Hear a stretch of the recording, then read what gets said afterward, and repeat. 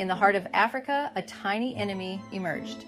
This enemy was not a predator or a large beast, but something much smaller and more insidious. It was a virus, invisible to the naked eye, yet capable of causing significant harm. It was 1937. Scientists in Uganda, working diligently in their modest labs, identified a new virus. These scientists were pioneers, venturing into the unknown, driven by curiosity and a desire to protect humanity from unseen threats. They named it West Nile virus, after the district where it was found. This naming was a nod to the geographical origins of the virus, a common practice in virology to help trace the history and spread of infectious diseases. This virus mainly infected birds. Birds, often seen as symbols of freedom and beauty, became unwitting carriers of this new threat. The virus thrived in their bodies, spreading silently and efficiently. It spread through mosquito bites. Mosquitoes, those tiny, persistent insects, acted as vectors, transferring the virus from birds to other animals and humans. Each bite had the potential to transmit the virus, making these insects a formidable force in the spread of the disease. Decades later, West Nile virus crossed oceans. The movement of people and goods facilitated the spread of the virus, showing how interconnected our world had become. The virus did not respect borders or boundaries. It arrived in New York City in 1999. The bustling metropolis, known for its towering skyscrapers and vibrant culture, became an unexpected battleground against this microscopic invader. This marked its entry into the Western Hemisphere. The virus, once confined to a distant continent, now had a foothold in a new part of the world, ready to spread further. The virus quickly spread across the United States. News headlines began to report on the growing number of cases, and maps highlighted the areas of infection, showing a worrying trend of rapid transmission. It became a significant public health concern. Public health officials and healthcare workers mobilized to address the threat, holding press conferences to inform the public and working tirelessly in clinics to treat those affected.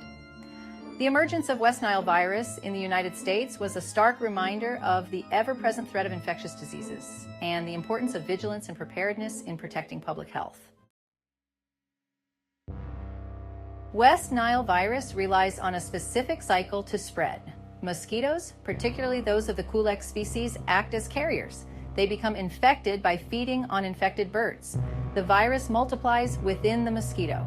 When an infected mosquito bites a human, the virus enters the bloodstream. The virus can then cause a range of symptoms, from mild to severe. Humans are considered dead-end hosts. This means they cannot transmit the virus further.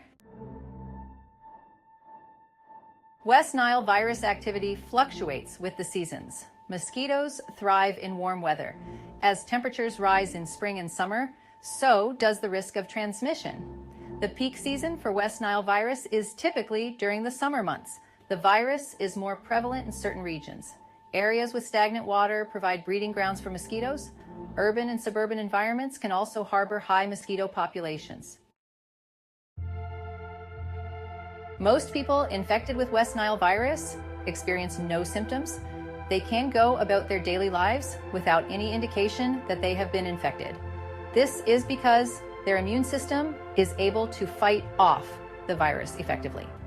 They remain unaware of the infection.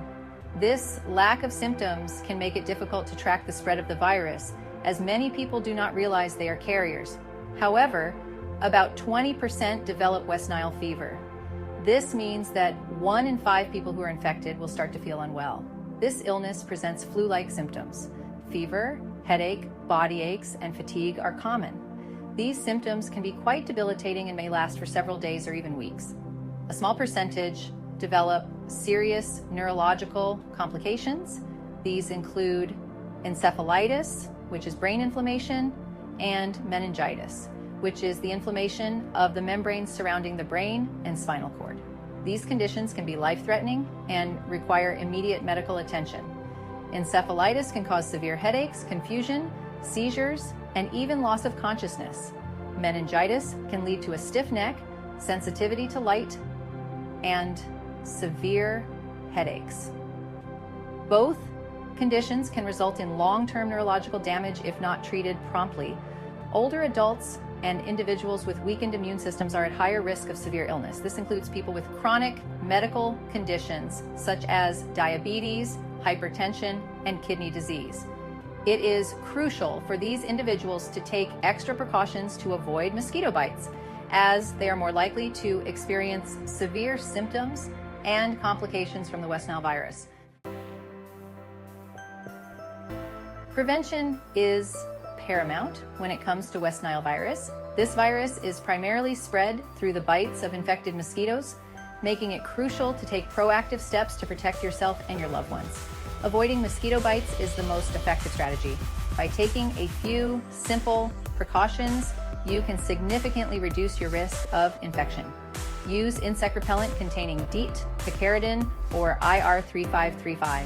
These ingredients are proven to be effective in repelling mosquitoes and can provide long-lasting protection. Alternatively, you can use oil of lemon eucalyptus, which is a natural option that also offers good protection against mosquito bites. Wear long sleeves and pants when outdoors, especially in areas where mosquitoes are prevalent.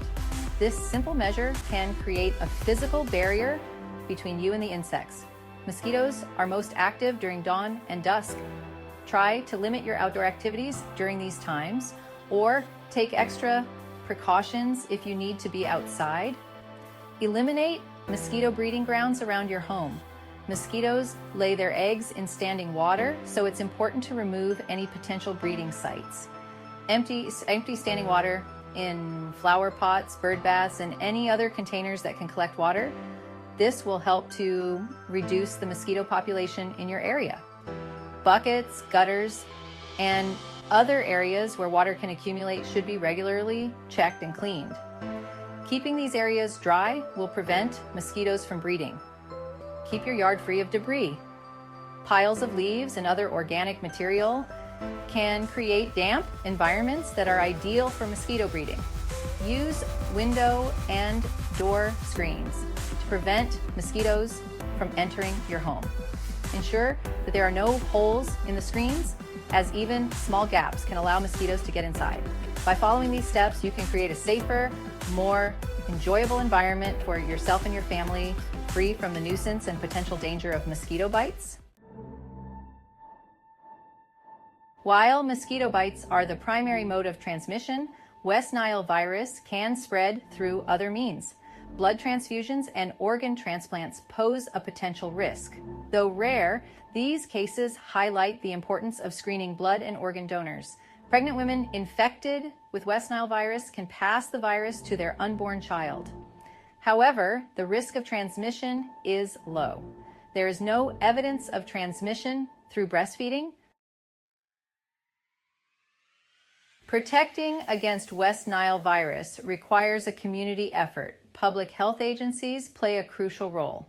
They monitor mosquito populations and implement mosquito control measures. This may involve spraying insecticides in affected areas. Community members can contribute by reporting dead birds to local authorities. Dead birds can serve as an indicator of West Nile virus activity. By working together, we can create a safer environment for everyone. Knowledge is power when it comes to West Nile virus. Stay informed about the latest updates and recommendations from healthcare providers and public health organizations. The Centers for Disease Control and Prevention provides comprehensive information on West Nile virus. By understanding the risks, recognizing the symptoms, and taking preventive measures, we can minimize the impact of this potentially serious illness. Remember, your health is your most valuable asset. To keep up to date, subscribe to the Social Media NP channel, where we leverage social media to improve health.